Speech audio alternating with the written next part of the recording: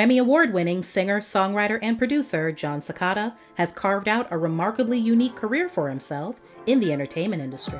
His many platinum albums, notable contributions to film soundtracks, and starring in various musicals over the course of his 30-year career is no doubt cause for celebration.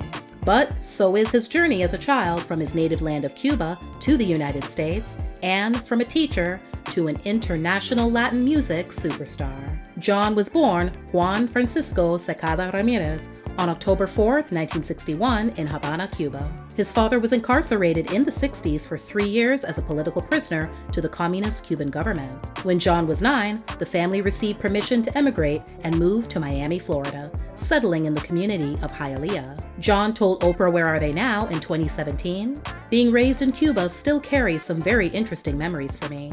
There's a lot of elements of living there that maybe I either don't remember or blocked out of my memory." Among his memories is the difficulty of fleeing Cuba under Fidel Castro's regime. "I have very vague memories also, unfortunately, of the hardships attached to the process of us leaving. That's the part, I guess, that's difficult for me to deal with.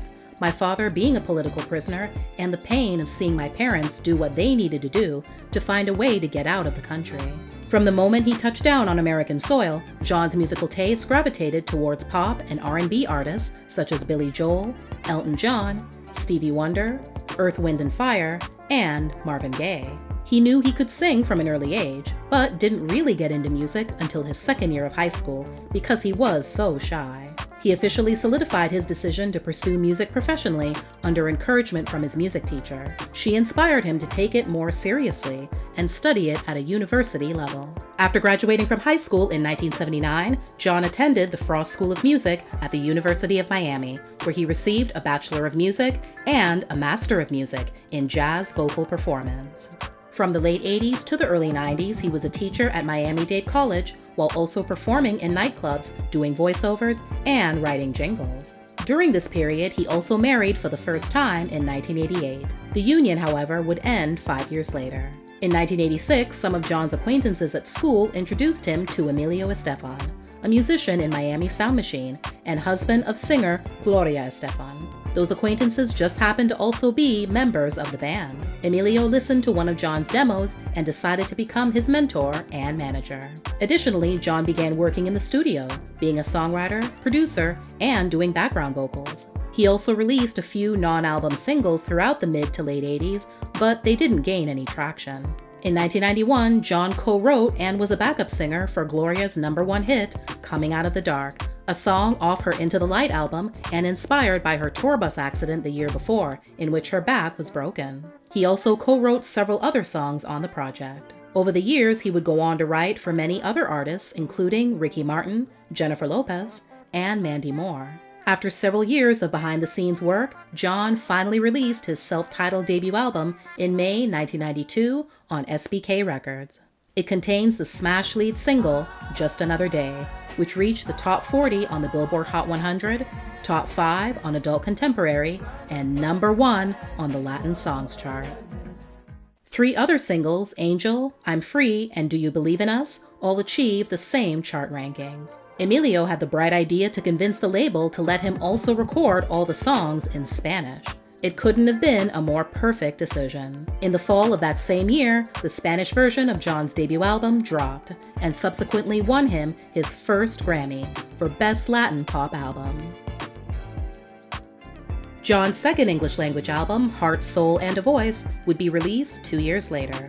He told the LA Times that the project was a much truer reflection of his muse than his first, encompassing the sweet, sexy grooves of the R&B titans Jon grew up listening to after he came to the US. It includes the top 10 pop hit and Jon's 5th #1 on the Latin chart, If You Go. Following the same formula as his debut, a Spanish version was also released 1 month later. Over the next 2 decades, Jon consistently released another dozen albums in both English and Spanish. He's also had the opportunity to tour with Luciano Pavarotti and record duets with Olivia Newton-John and Frank Sinatra.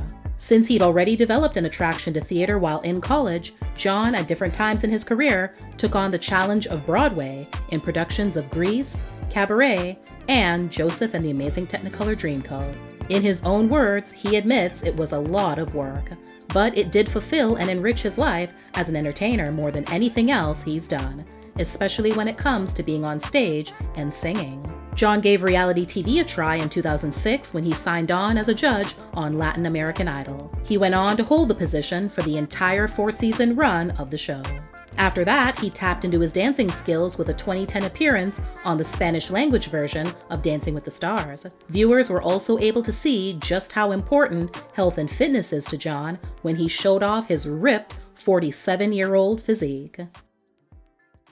Sadly, around this time, Jon's father passed away from complications from hepatitis C. The event motivated Jon to lend his voice to the American Liver Foundation in a growing public health campaign to raise awareness of chronic hepatitis C infection. His father failed to seek proper medical treatment for many years and kept the disease a secret from family members. By the time he was able to explore any aggressive medications, it was too late. So, Jon hoped speaking about his family's experience could help break the taboo attached to the disease and encourage greater understanding about its risks. Jon released his memoir titled A New Day in 2014.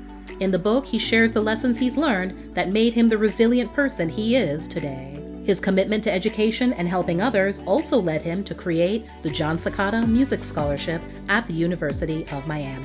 Today, Jon and his wife of over 25 years, Maritere Vilar, continue to enjoy their life together with their 2 children in Miami. In 2022, he celebrated his 30th anniversary of his debut album. Even though Jon's now in his 60s, he has no plans of slowing down. I'm in the studio with the passion and desire to create music, collaborate, sing, do my shows, share my career with fans that have been with me all along, and perhaps some new ones. Some of that fire has never gone away. I don't foresee it going away anytime soon. So as long as God gives me the health and I still can sing and perform, I will continue to do so.